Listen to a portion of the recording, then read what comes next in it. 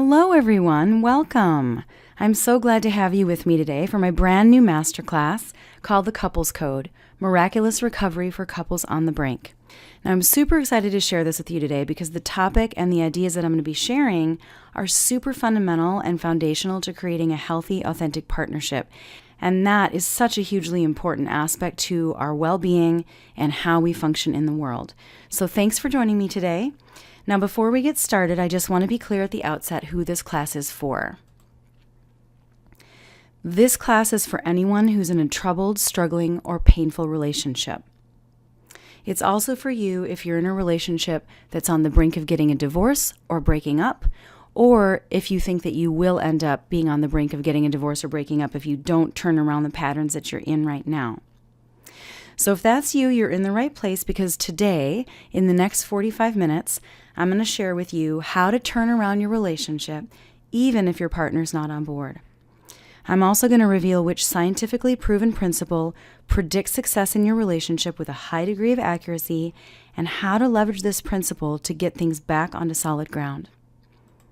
I'm also going to share with you what the new science of connection tells us about relationship success. In addition to that, I'm going to give you a powerful way to get close to your partner again before even thinking about communication skills or worrying about conflict resolution techniques. I'm going to show you what you must do to eradicate the biggest and most powerful barrier to changing a relationship and how you can create the relationship you desire without painful or awkward couples counseling. And essentially all of what I'll be sharing, together it creates the foundation for a relationship in which you feel truly seen, heard, cherished, and happy. That's really what it's all about. Now, I know that this is a bold claim, but I've got clients that are doing that right now, and I'm going to show you the exact process that they're using to make that happen. My promise to you is that by the end of our time together, you're going to have a step-by-step approach to creating a healthy, authentic, loving relationship with your partner. Now, before we get into all that, I just want to take a minute and see where you're at and check in, okay? Do you feel lonely even when you're together? Are you in the kind of relationship where you often feel misunderstood or unfairly blamed after an argument or when things go wrong? Do you see how your partner is attentive to others, bringing their A game to other people, and you wish that they would respond to you in that way? Do you have times where you feel super connected and happy, but it doesn't last and you can't seem to control it? It just feels a little bit out of your hands. Do you fear communicating or raising issues because you're worried it's going to result in a fight or stonewalling or some other negative breakdown in communication? Have you tried to turn things around before or made efforts, but then just keep falling back into old patterns? And when it all comes down to it, do you fear that no matter what you do, you're headed for divorce or separation? Like you're just on this train you can't get off of? If any of that sounds like you, then I have good news. Because none of these things, as painful as they are the real problem. They're just symptoms of the problem. You see, the real problem is you have not yet made the mental shifts that create what I call the inside-out approach to relationship transformation. And I'm going to talk about what those are in a second. But just for now, please know that once you start adopting some of these shifts that I'm going to share with you and truly start thinking from the inside out, you're going to see changes that feel miraculous to you. Once you make those shifts, you're going to find that the distance between you and your partner will disintegrate. You'll be able to speak honestly and feel closely emotionally connected. You'll be able to work together as a team with fun and joy. It doesn't always have to be so much work. You'll be the best version of yourself in the relationship. And that's really what it's all about, right? Is to be who you are, the best version of who that is, and to have a relationship that supports that and brings that out in you. And best of all, you're going to tap back into the love and passion that brought you together in the first place. Think about that. I mean, this, for where you're at right now, might seem like a distant memory, but it's so possible, and I'm going to show you how. But before we go too much further, I just want to take a quick minute and introduce myself for those of you that are not familiar, so you know who I am and where I'm coming from. My name is Monica Hoyt, and I'm a licensed therapist and relationship coach. I worked in direct practice in mental health, chemical dependency, and relationship counseling for almost 20 years in both community and clinic settings. I've spent over 15,000 hours in sessions with people, helping them to break out of bad patterns to create conscious, loving relationships. My specialty really is in teaching people how to change their limiting beliefs at the subconscious level so that changes truly stick. Over the last 10 years, I've spent thousands of hours and well over $15,000 on trainings, seminars, classes, workshops, all on relationships and the science of personal change. I've also transformed my own marriage after being on the brink myself. And that's really why I'm so passionate about this. When you're successfully able to overcome something so painful, you really want to pay it forward and you want to show others how to do the same, or at least that's how I feel. Now, I'm not going to spend a lot of time on this because this training is really about you and for you, but people do always want to know a little bit about where I'm coming from as a person, not just a professional. So here's just a couple pics of me and my family. The picture in the lower left-hand corner is our wedding picture, and I remember that day because we had such a clear idea of how it was going to be. We were going to have a really simple, easy life. We were going to live our dreams, we were going to create a beautiful family, and we were just going to stay in that loving place forever. So fast forward a few years later, and that picture right above it, that's from our family at Christmas time in New Zealand. We lived in New Zealand for 4 years. And I picked this picture because I had such a visceral reaction to it in remembering how far we've come from that, because actually I was miserable when this picture was taken. We looked like this cute little happy family, but I was barely getting through the day. I felt so exhausted. I felt emotionally disconnected from my husband. We were fighting all the time. This was right before we separated, in fact. So while the picture is painful to look at, it also makes me realize how far we've come. Now, the picture on the right-hand side, this was us celebrating 14 years together. This was up in Lutsen, Minnesota on Lake Superior, if any of you are familiar. And right now, we're celebrating 15 years, and it just keeps getting better. I feel close and connected, and I actually have all the things I wanted in a relationship that I did not think I could have. And it's not because I changed him, but because I changed myself. And I so want you to be able to have this experience. I want you to have that experience of being able to do in your relationship what you don't even think is possible. To be able to look back and see the troubles behind you. To be able to reflect back on where you are right now and have it be such a distant memory that you can barely even remember how you feel right now. I want you to know that you can have that relationship that you want to have with the person that you picked. So with that, let's move on now to the meat of what I want to share with you today. Now, generally speaking, all the things I teach fall under the category of what I call the inside-out approach to relationship change. Now, in addition to my own personal experience with marriage trouble, I've been doing this work professionally for a long time, and I have many colleagues in this space. And with all the experiences that I've had, the most essential thing that I've discovered was that there's a really big difference between the couples that could turn things around and the couples that couldn't. And it's not because they weren't all equally as invested, and some couples might have been trying their very hardest, but there was something that distinguished the ones that actually were successful and the ones that were not. So I developed a theory about the mindset and paradigm shifts that needed to happen in order for couples to truly break out of old patterns. Then I tested it on my own relationship. I also tested it on my friends, and then I replicated it in working with my clients once I saw that it was working. And from this process, I found that for couples in crisis, there are really 5 mental shifts that you absolutely must make in order to take your relationship from a place of struggle and disconnection, whether that be fighting or stonewalling or whatever the case may be in your relationship, to a place where you have a lasting, happy, and fully connected partnership. And I'm going to walk you through all of those 5 right now. Now, the first shift is a willingness to commit to changing yourself first. And that means that no matter what your partner is doing wrong or no matter what work they still have to do, you have to start with a commitment that you make to yourself first, regardless of the outcome. And this is important because contrary to what couples counseling will tell you, you don't actually need your partner's buy-in to save your relationship. So while this first might seem to some people like it's taking too much responsibility, it's actually extremely empowering.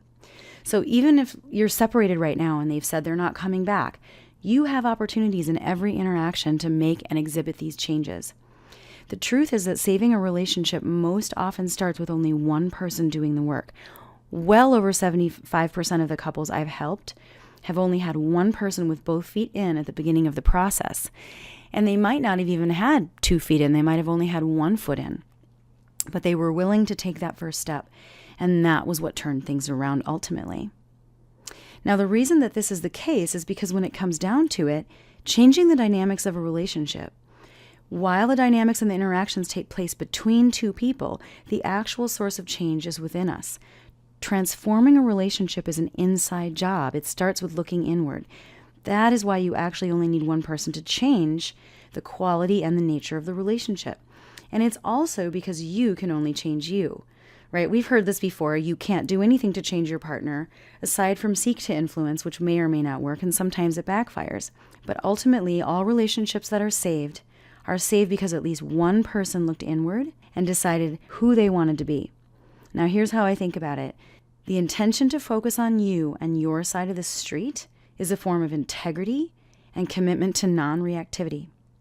So make that decision now to focus on you. Take responsibility for everything that you can on your side of the street and let go of their side completely. Now, this is, of course, easier said than done, but once you set your intention, you can move forward by asking yourself and taking the time to really answer these 3 questions. What dynamics do you not want to take part in? What's happening now in your relationship that you feel like, oh my goodness, we keep doing the same thing over and over again, and you feel powerless to change it?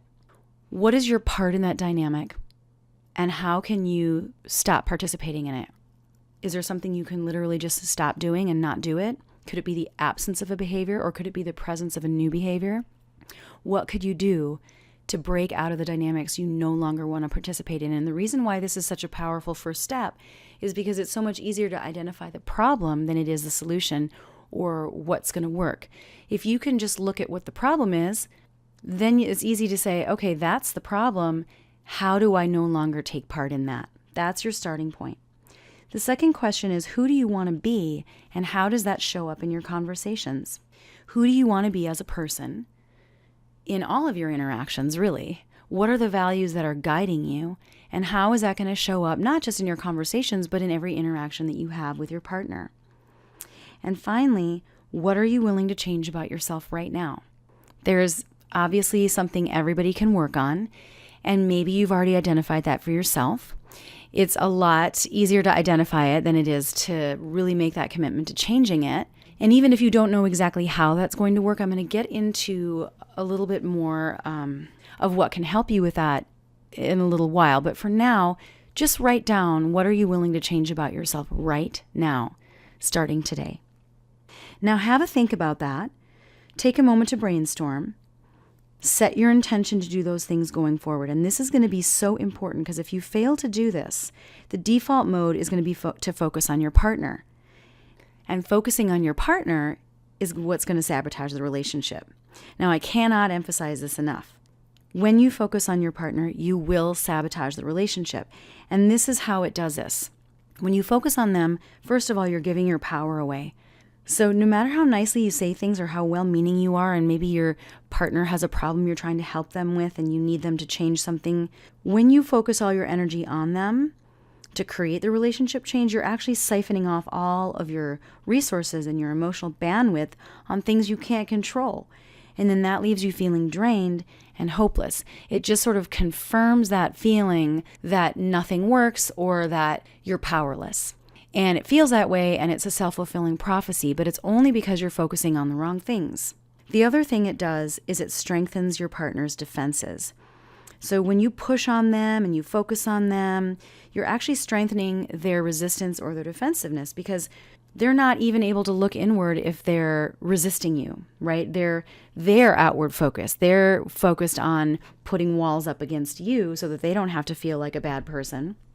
And it's only when you pull back and in effect support their defenses that they can actually lower those defenses in the safety of the new environment that you're creating with this shift. And that's good news, because you're going to find that by letting go of your partner's stuff and focusing on yourself, you actually create, and I mean powerfully create, the change in the climate of the relationship, which then ends up changing the dynamic in your partner. And this is the part that couples describe as miraculous. Okay, so they say that once they fully let go of the things they wanted to see or the things that they really wanted to have from their partner, once they fully accepted or worked from the, operated from the assumption that they can't have it and focused on themselves, they ended up getting the things they wanted all along. Because this is how it works. The shifting of focus onto you, it catalyzes the changes you want to see. They might be inspired by the changes that you're making, or they might feel generous because they see that the focus is off of them, and then they can really see themselves in a new light. They're no longer reacting, but facing themselves squarely because they want to. They might be thinking, wow, I can't believe this is so great. I want to help make this a better relationship too. Let me do my part. And it comes from them. And so it's so much more powerful. It also empowers you and clarifies boundaries like nothing else can. When you stay in your lane, you realize how much control you have over yourself. And you also see clearly what's yours and what's theirs. You're no longer confused by blurred lines. You're no longer confused by who owns what. You don't question if you're implicated in something that's going on. And that's hugely freeing, right? And I always say, if it's not yours, don't pick it up. And finally, focusing on yourself creates change because your partner can't not respond differently when you change the dance. And this is true even if your partner has work to do. If you've been playing out the same argument or the same patterns and you mix up your part in that pattern, the whole dynamic must change. And we often use that metaphor of dance because it really illustrates this. If you've been doing the same dance and then you change your moves, what happens? Your partner has to change theirs too. At first, the dance gets thrown off. Your partner might lose their balance for a minute or be confused. But then if they want to re-engage with you, their moves will change too. So I highly, strongly encourage you to tap into this power. It actually feels easier in the end. So if you feel like you've been pushing a boulder uphill or you've been taking on more than your share of the emotional labor, you're going to find that if you have the courage to let go of what's not yours, it's actually much, much, much easier. So focus on you because it's the only power you have. And I'm not just saying you should focus on you because it's the only power you have. While that's true, it's so much more than that. It's actually that the power that you have is so much more powerful than you even realize. You will be amazed at how much power you actually have when you make this shift. So let go of convincing your partner of anything. Let go of analyzing. Let go of showing your partner your point of view. Focus on what you can change and then just live it. And I promise you're going to be gobsmacked and amazed. Now, once you've made the commitment to inside-out change and you're focusing on just yourself, you can leverage the next mental shift. And this second shift is actually a new way of thinking based on a scientifically proven principle. Now, this principle, which I refer to as the proven principle, it actually predicts the success or failure of long-term relationships. And I'm going to get more into that in a second. But did you know that if you are getting along 50 to 70% of the time, your relationship is statistically not likely to succeed or to last? In fact, if you're doing well about 50% of the time, then you're likely to end in separation or divorce. And this is based on Dr. John Gottman's highly respected longitudinal research, where he followed married couples over the span of many years, long-term married couples, and he isolated the variables that predict divorce. And he found that couples with a ratio of 5-to-1 of positive to negative had a stable marriage. These were the couples that were not talking about divorce. These were the couples that it never even occurred to them, right? They just took it for granted and they lived their happy, stable marriage. He also found that couples with a ratio of 0.8-to-1 were highly unstable and on the brink of divorce, and this was predicted to over 90% accuracy. But on the other end of the spectrum, he found that couples with a ratio of 20-to-1 were extremely happy and fulfilled couples. Now, these were the couples that would speak highly of each other in the company of others. They expressed fondness and admiration on a regular basis. They looked forward to seeing each other. They made bids for connection throughout the day. They really saw their partner as their ally. And if you ask them, they would say that they were extremely happy and fulfilled. So that's ultimately what we're headed for. But what does this all mean to you? Now, the implications of this are pretty clear. You don't eliminate the negative interactions, and you don't completely get rid of all the problems. You just have to expand the positives until the negatives become marginal by comparison. Now, this is representing a radical shift, okay? Because mainstream counseling and therapy is very problem-focused, looking at symptoms and diagnosing, digging up the past, staying in the problems in order to solve the problems. But what we focus on expands. Where we place our attention, that's really what we're giving our energy to, and that's what we're going to be creating more of. So the solution is to shift focus away from the problems and tune into what's working. And this may seem counterintuitive because we want to fix things, we want to solve things, we want to feel resolved before we can move on and say that we're feeling better. But what the research also shows is that there will always be unsolved problems in a happy, successful marriage. So letting those be and expanding the positive will get you on solid footing. Turning things around means accepting that there's going to be some things, obviously not deal breakers, but some problems that you'll never solve. He found that couples that had problems early on in their marriage or even their relationship before they got married were the same exact problems they still had at the end of their marriage. There were some things that they could never ever fix or see eye to eye on, but that did not mean that they were unhappily married. So it's very important to just come from a place of acceptance that there's going to be some things that you're not going to be able to solve and you're not going to be able to fix. If you keep focusing on the problems, you're going to end up destroying the relationship. There's no way around this because if you're staying energetically in the place of the problem, you're strengthening it. But if, on the other hand, you turn your efforts towards growing the number of positive interactions and shooting for that ratio of 5-to-1 or higher, you can then circle back to address issues from a place of positivity. And that changes everything. So decide that you're going to use your focus to expand the positive aspects of your relationship. That is going to save your relationship in a measurable, observable way while you're spending less energy. It's really just about working smarter, not working harder. Now, the third mental shift that supports the inside-out change process is a focus on connection as opposed to communication. Traditional or mainstream approaches to relationship counseling focus on communication, and we tend to think of these things as one and the same, right? We think, well, if we can communicate, we feel connected. But they're not the same at all. And this is because the need for connection is literally wired into us as a mechanism of survival. So if you think about it like this, if somebody's not attuned to us as an infant, or if people don't have our back when we're vulnerable, on a biological level, we won't survive, right? We will not survive. So when we feel vulnerable emotionally and our partner doesn't appear to be meeting us or turning towards us when we're in distress, then we are wired to see them as a threat to our safety and go into fight or flight mode. So the first thing to do is to really be okay with the primal need that we all have for emotional connection. And I'll explain more about what that is in a minute, what that really is.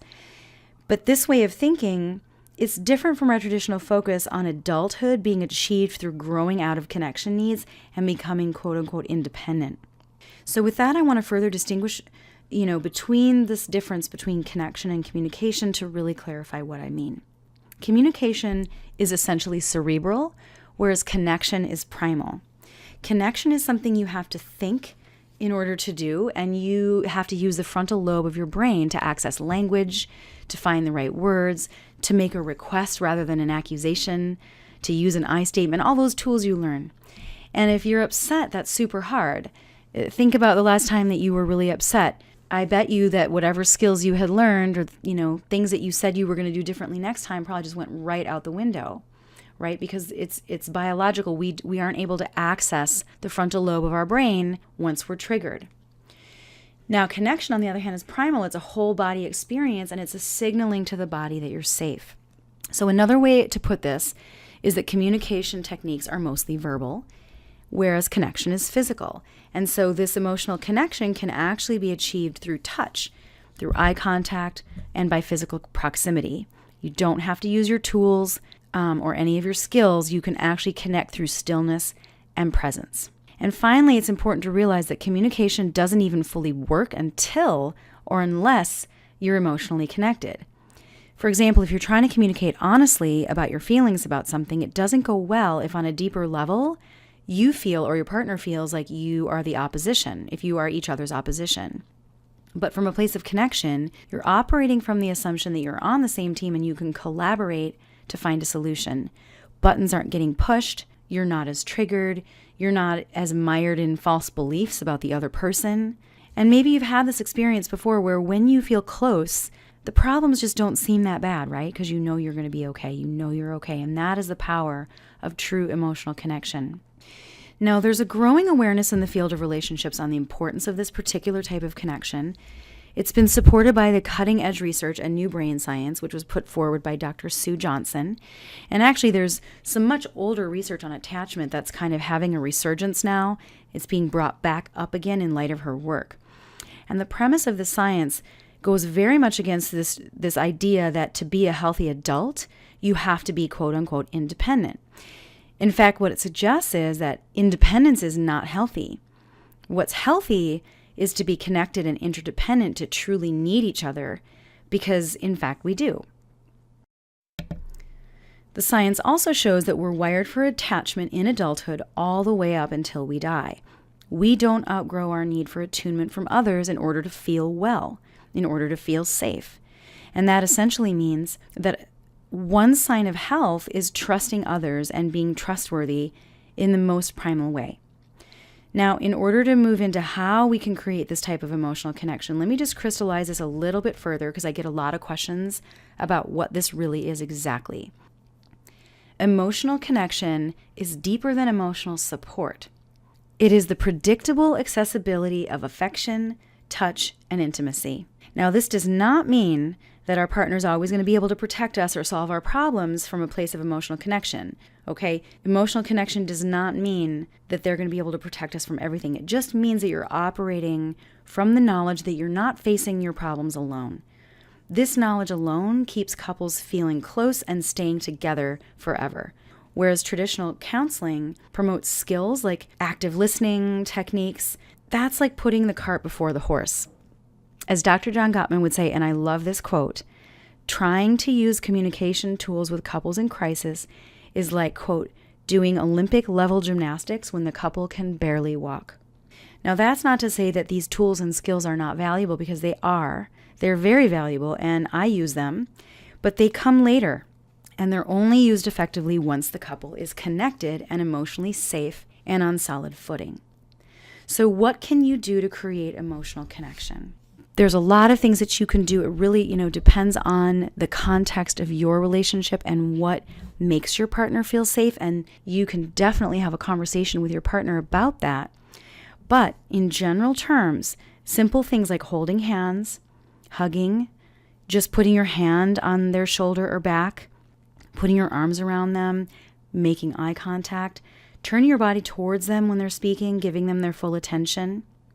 The physical act of making connection. It can even just be stillness, sitting next to them and just being with them. Now, if your partner does this to you, resist the urge to ask them, what are you thinking or how are you feeling? Resist the urge to analyze or explain, right? That can come later. That's just going to take you out of the immediate primal experience once you start mediating the experience through language.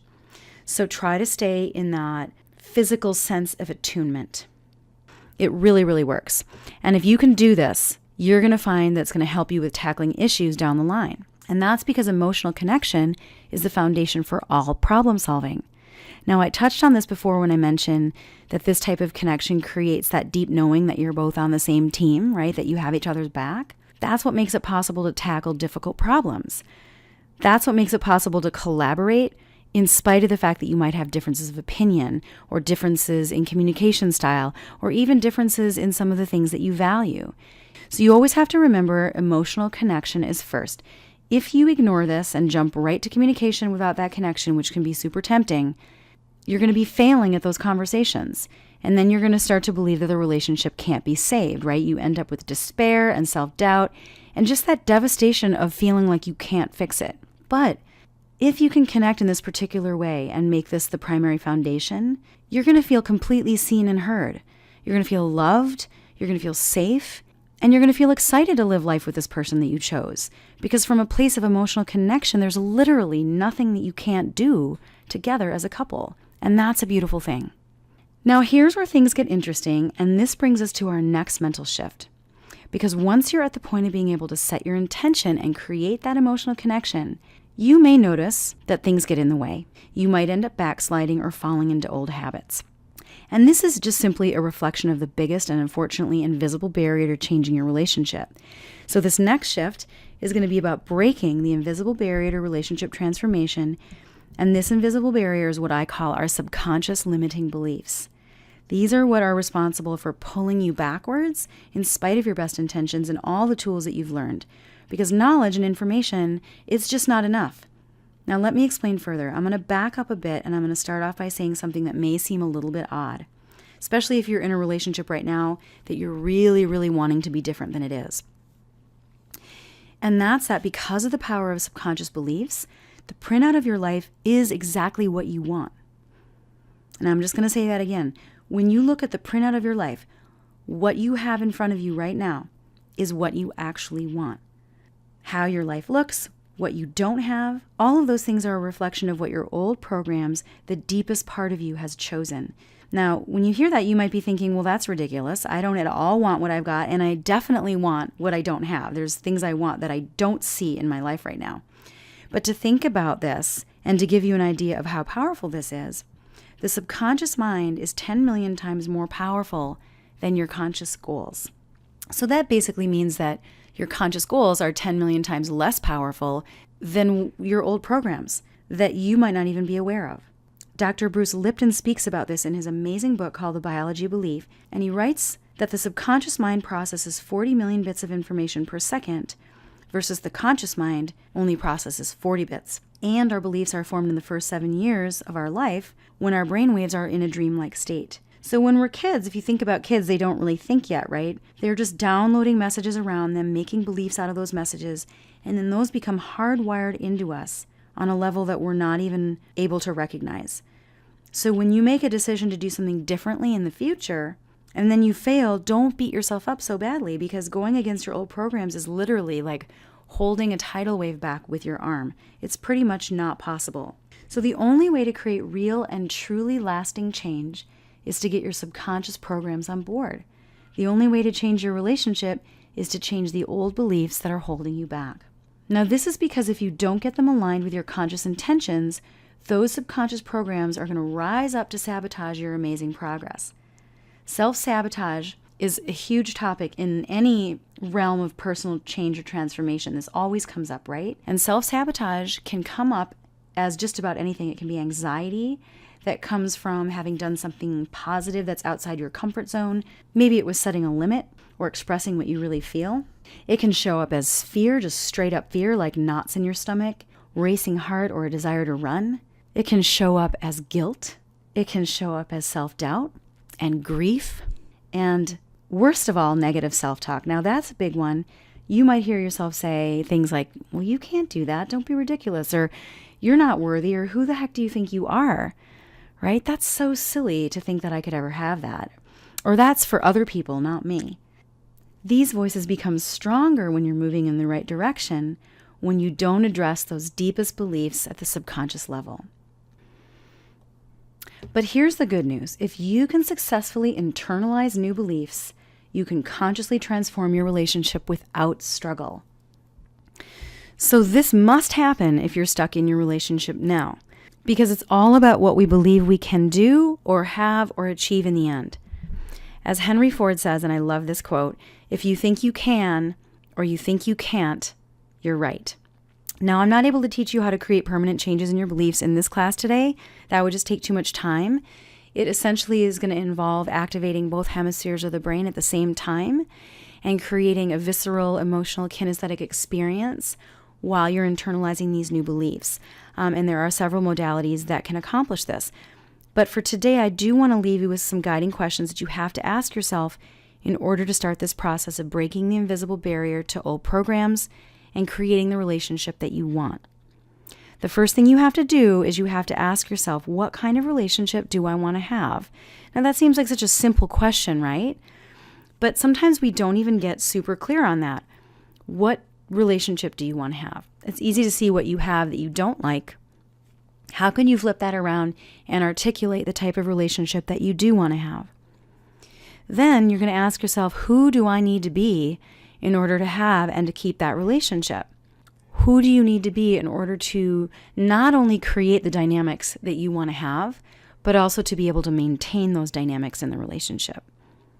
And finally, what must you believe in order to be that person? Once you know what you want and who you need to be, then you can laser focus on the beliefs that you're going to need to internalize in order to support that vision. So get really specific. What do you need to believe about yourself? What do you need to believe about the world? What do you need to believe about love? What are the core beliefs that you must have? Okay, because choosing your beliefs consciously is so powerful. And I get this question a lot where people will say, well, if I pick a belief, then I'm just making something up and I'm just telling myself something. What if it's not true? And I always say that your consciously chosen beliefs are in no way less arbitrary than the beliefs that you inherited through the messaging of your environment. So in other words, nothing that you assume is true from the past that informs you now is any more true than what you decide to be and to make true now. So take control, be in charge of that, and break the invisible barrier holding you back. Nothing is more worthwhile, I promise you. Now, this brings me to our last mental shift that's part of the inside out approach to relationship transformation, and that's stop trying to do this all on your own. And the reason that I say this is because turning around a struggling relationship is nothing less than a massive feat of personal transformation and a mastery of entirely new skills. And I'm going to say this again because this is so important. Turning around a struggling relationship is nothing less than a massive feat of personal transformation and mastery of entirely new skills. In my opinion, trying to do that without proper training is crazy. Anytime we set out to master a whole new skill set or art form, we sign up for classes, we sign up for coaching, we get a mentor, we get the support that we need. And the truth is that individuals and couples who truly turn around their relationships, the ones that are capable of saving their relationships, those are the ones that recognize that we all have blind spots. We all need encouragement when we practice new skills. We all benefit from somebody honing our skills, tweaking, challenging, and course correcting us while we practice.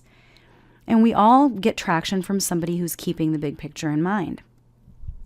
So if you're serious about making real changes, you're doing yourself a huge disservice if you don't get the right support. Now, I've invested in coaching myself.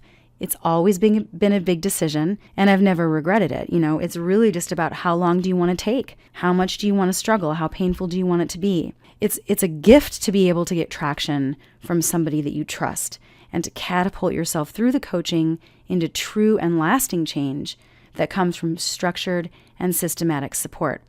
Now, this is something that I've talked about before. I think that our culture as a whole, we really value romantic relationships and we expect a lot out of our romantic relationships. We want them to meet our needs, our every need. We want our person to be our everything. It's something that we all desire, and yet it's not something that we're ever taught. We're not taught in school what healthy communication looks like, ever. We're not encouraged to spend time on it. And in fact, most people will even poo-poo self-help books or the woo-woo world of, trying to communicate in a healthy way. But if it's something that you value, if it's something that's important to you, and I would argue that it's the foundation for a healthy life in general, a healthy, authentic, loving relationship provides the foundation for how we do in life, how we do at work, how we do with our children, how we do with our physical health, our emotional health, everything. Our whole entire quality of life is hinging on the quality of our relationships. So it's absolutely essential, if you're serious about change, that you get some support. Now, getting the right support allows you to live your dreams with a partner that you love and that you chose. So find the best coach for you, invest what you need to work with them. I'm not talking about couples counseling. I'm talking about a relationship coach that you can use for just you or who will also incorporate your partner if they want to be involved. Give yourself that gift. Shop around if you need to. Find the right fit. It will be the best thing that you ever did for your entire life. So with that concludes the fifth and final shift that I'll be discussing today. I just want to take a quick moment and go over what we've covered in order to summarize. At the beginning of this talk, I promised I would show you how to turn around your relationship even if your partner's not participating, which scientifically proven principle predicts long-term success, and how to leverage this principle to get you on solid ground, what the new science of relationship tells us about relationships. I also told you how it was possible to feel close again with your partner, even without learning new communication tools, what you need to break the biggest barrier to changing your relationship, and how to create the relationship that you want without painful or awkward couples counseling. And this information essentially all boils down to the 5 shifts. And I'm just going to go over these really quick, okay? These mental shifts that you absolutely must have in order to transform or save your relationship are a commitment to inside-out change, using the proven principle, the 5-to-1 or higher ratio, letting go of problems is part of that, focusing on connection, not communication, breaking that invisible barrier of subconscious limiting beliefs, and stop trying to go it alone. These 5 shifts alone have the capacity to radically change and raise the bar on your relationship. So if you do nothing else, just focus on these 5 things, and I can guarantee radical transformation. So now you have a choice with what to do with all of this, right? And this is the part that we all face after we learn new things. You can take the information that you've been given and think, yeah, that's cool, I want to try that. But then life gets busy and you back burner it or you forget about it. And in that case, even if unconsciously, you're essentially making a decision to keep things the same. You'll continue repeating the same patterns, continue feeling disconnected, misunderstood, stuck, unfairly blamed, or depending on your situation, you'll remain in a place of anxiety about speaking to your truth and hanging on to resentments. Lack of action is going to guarantee more of the same. But on the other hand, you can commit to taking this information to create inside-out radical change in your relationship. You have the ability to create true and lasting emotional connection, to get to that place where you can communicate with that perfect balance of honesty and love, and respond to the challenges that you face with mental clarity and confidence like you've never had before. If you get nothing else out of this talk today, I really want you to remember that you absolutely can have the relationship of your dreams with the partner that you chose. You can tap back into the love that you had at the beginning and get on the same team for the rest of your lives. If that's what you want and you feel ready to make a change, then this is what I have for you. I've set aside some time over the next 48 hours to speak to you personally. It's a complimentary session about how you can apply what I've taught here today in your relationship starting right away. Whatever your biggest challenges are, I can tell you I've seen them and I know how to overcome them. Now, on this session, I'm going to work with you to craft a step-by-step plan to bring your relationship back from the brink, create miraculous recovery, and get the love that you want, even if your partner is not 100% on board. Now, I do just have 3 criteria for booking this session with me. In order to use it, you must be in a relationship that's struggling, but was once based on real love. You must hold yourself to the highest standard of honesty. And you must be willing to self-reflect and take ownership of your relationship. Now, if that's you, I invite you to book a session using the link that you're going to see at the very end of my talk in just a minute. Now, some of you might be wondering why I would get on the phone with a total stranger. And I just want to let you know that, first of all, I do this all the time. I do this because I truly love helping troubled couples get back on track and restore the love in their relationship. That's my passion. Plus, as you can imagine, I help my clients with this stuff. So if we get on the phone and we like each other, maybe we can partner up and I can help you transform your relationship from struggling into a solid, authentic, loving partnership. If so, we can discuss it and we can see if it's a good fit for both of us. If not, that's totally fine too. So if you want to book a call and explore this further, then just go to monicahoyt.com/apply. I'm going to try to make a little button appear that you can just click on, and that should take you right to my calendar page. You're going to see the available time slots. Just grab the one you want. As soon as you do that, you're going to be taken to a really quick questionnaire, and then I'll get on the phone with you at the time that you picked. So I'm committed to providing value on the call, and I look forward to speaking with you. Just go to monicahoyt.com/apply, and that's MONIKAHOYT.com. And that's it for today, guys. I want to thank you again for joining me. I really enjoyed this, and I hope you have a wonderful rest of the day or evening, depending on where you are in the world right now. Bye for now.